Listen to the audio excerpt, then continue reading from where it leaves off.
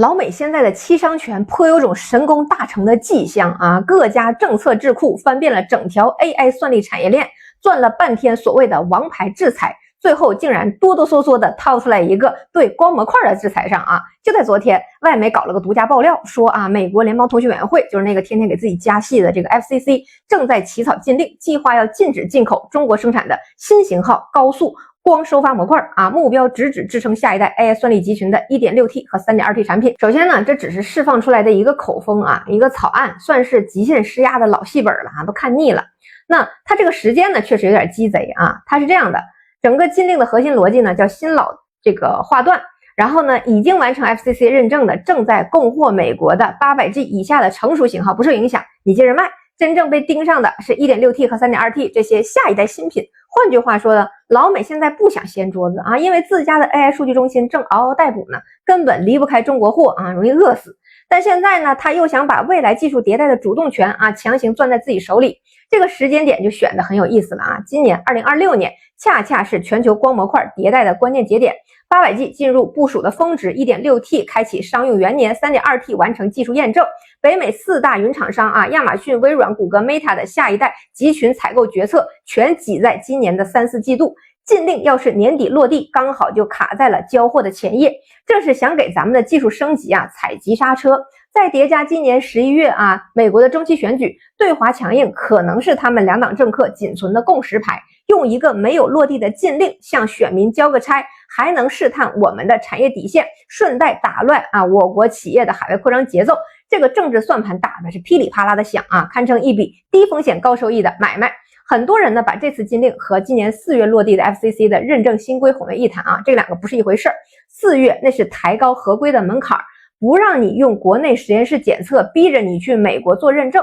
成本增加，周期拉长，属于是给你添麻烦，但是让你进门的这个范畴。这次是直接把门关上啊，但恰恰是这种不敢一步到位，只能半步试探的滑稽操作，把美方的这个心虚啊就摆在了台面上。他们哪里是不想全面封杀啊，他们是真的不敢呢，真把中国的光模块挡在门外。他们现在建立起来的那几十个算力中心，立刻就得集体停工半年。现在除了光着站在光里的人啊，对光模块的认知很清晰，大部分的人其实对光模块的认知还停留在它是一个网线替代品的层面啊。先给大家讲一下，在 AI 算力的时代啊，这个拇指大小的器件已经是决定万卡集群算力利用率的绝对命门了。光模块的本质是光电转换器，在传统数据中心里它就是个配角，但在 AI 大模型训练里，一块 GPU 要跟几百块显卡实时交换梯度数据，如果带宽跟不上， GPU 的利用率就会直接从 90% 暴跌到 40%。什么概念？你花了几亿美金买的 H100 或者 B300，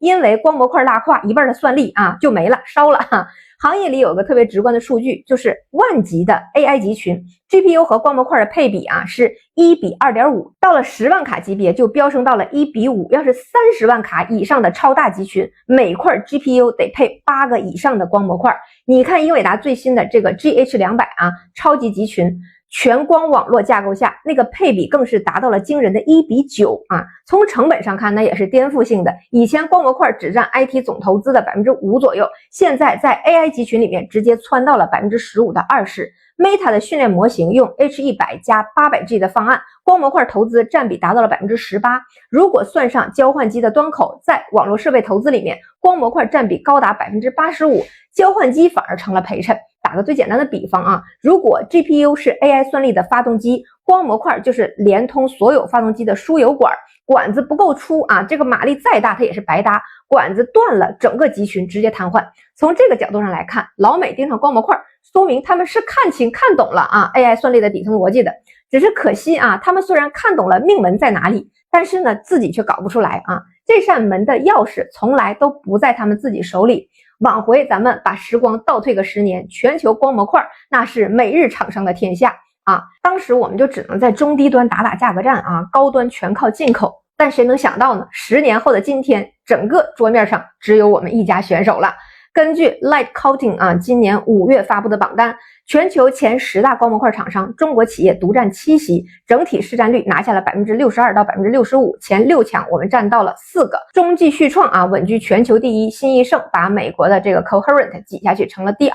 华工科技啊、光讯科技紧随其后，老美本土就剩2家独苗撑住场面，合计份额刚过20%。更要命的是，在高端市场，也就是这次禁令瞄准的 800G 和 1.6T 领域，我们的优势更是碾压级的。800G 我们的整体份额突破了 65%， 1.6T 的市场更高达70%以上。洲际旭创一家就拿下了 1.6T 全球50%到70%的市场，不仅是英伟达的核心供应商，技术进度更是领先全行业1年到1年半。连美国自己的创新基金会都直言不讳的发报告啊，说那2家美国厂商的产能根本替代不了中国供应商，这不是你实验室里搞出个概念就行的事儿。光模块是典型的技术加制造双密集产业，你要产量，要良率达标，要成本可控，还得交付及时。我们拥有全球最完整的光通信产业链啊，同等性能成本比海外竞品低20%到40%，还能保证40%左右的高毛利。这种优势它不是天上掉下来的，是我们过去10年跟着华为、中兴打底，跟着3大运营商的 5G 建设托底啊，一步一步的在实战里面练出来的。你看中际旭创25年的净利润突破107亿元，同比增长超过108%，这个就是产业逆袭最直观的成绩单。所以业内听到这个禁令的第一反应啊，其实不是恐慌啊，其实就有点想笑。